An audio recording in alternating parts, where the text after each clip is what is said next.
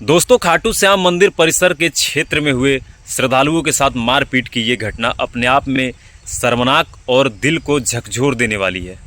तीर्थ क्षेत्र में आने वाली जितनी भी दुकानें चलती हैं वो सिर्फ इसलिए चल पाती हैं क्योंकि कुछ लोग आस्तिक हैं। नहीं तो जिस तरह से दुनिया में आस्था को समाप्त करने की एक मुहिम चलाई जा रही है राजनीतिक दलों के द्वारा और कुछ कट्टरपंथी लोगों के द्वारा, जिस तरह से समाज से लोगों को काट करके धर्म से काटा जा रहा है कि आप धर्म को क्यों मानते हो, क्यों भगवान को पूजते हो, भगवान ने आपको क्या दिया है। अगर सभी लोग कहीं ना कहीं इसी राह पे चल पड़ते तो कुछ लोग जो धार्मिक क्षेत्रों में दुकान करके बैठे हैं उनकी दुकानें ऐसे ही बंद हो जाती।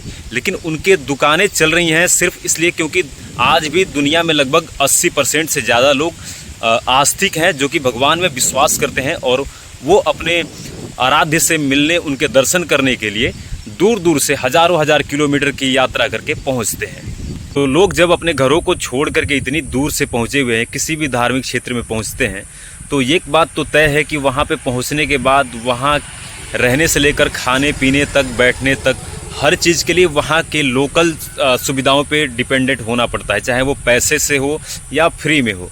तो बात कुछ ऐसी है दोस्तों कि बीते 11 जुलाई को लाखों श्रद्धालुओं की भीड़ खाटू वाले श्याम के दर्शन को पहुंची।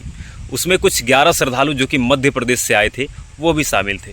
अब उनका दुर्भाग्य था कि बारिश आने लगी और वो बारिश से बचने के लिए, तेज़ बारिश से बचने के लिए वो एक दुकान में जाकर शरण ले लेते हैं।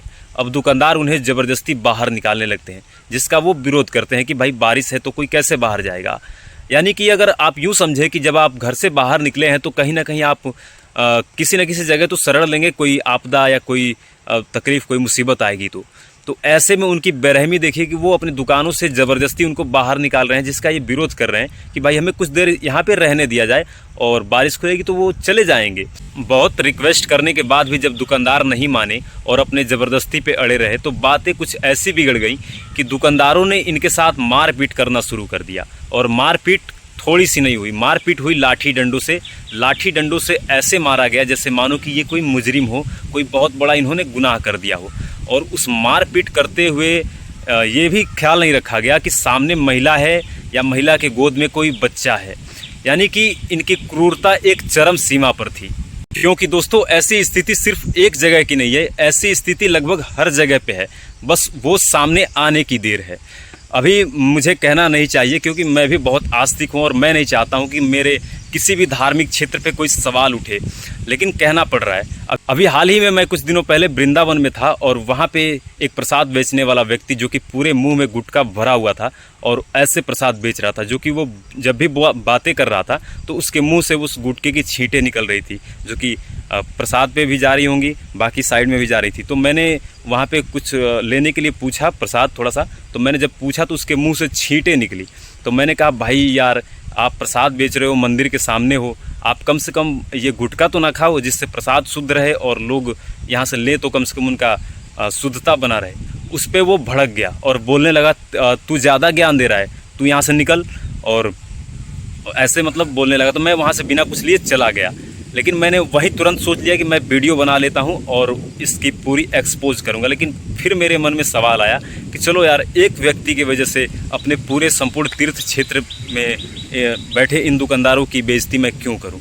लेकिन जब यहाँ पे ये वाली घटना सामने आई है तो मुझे इस चीज़ का भी जिक्र करना पड़ रहा है। जिन श्रद्धालुओं की वजह से इनकी दुकानें चलती हैं, उन्हीं के साथ जब ये मारपीट और अभद्रता जैसे बर्ताव करते हैं तो एक चीज़ तय हो जाती है कि ये दुकानदार के रूप में बैठे हुए कोई गुंडे मवाली हैं जो कि सिर्फ पैसा कमाने के लिए यहाँ पे बैठे हैं। इनके अंदर श्रद्धा और आस्था नाम की कोई चीज़ नहीं है।